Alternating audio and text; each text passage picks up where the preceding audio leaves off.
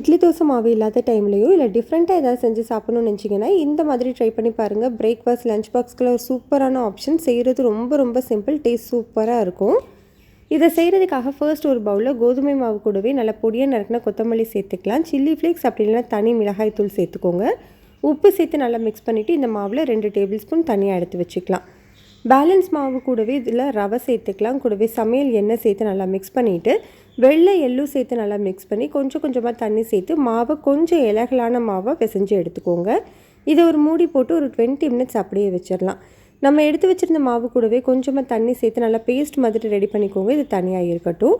ஸ்டஃபிங்காக வேக வச்ச உருளைக்கிழங்கு கூடவே சில்லி ஃப்ளேக்ஸ் சேர்த்துக்கலாம். வெங்காயம், பச்சை மிளகாய், கேரட் சேர்த்துக்கோங்க. சில்லி ஃப்ளேக்ஸ் இல்லைன்னா தனி மிளகாய் தூள் சேர்த்துக்கலாம். இதுலேயே இப்போ கொத்தமல்லி, தனியாத்தூள் கூடவே லெமன் ஜூஸ், உப்பு சேர்த்து நல்லா மிக்ஸ் பண்ணி விட்டுக்கோங்க. சின்ன சின்ன பால்ஸாக ரெடி பண்ணிக்கிட்டிங்கன்னா ஸ்டஃபிங்கும் ரெடி.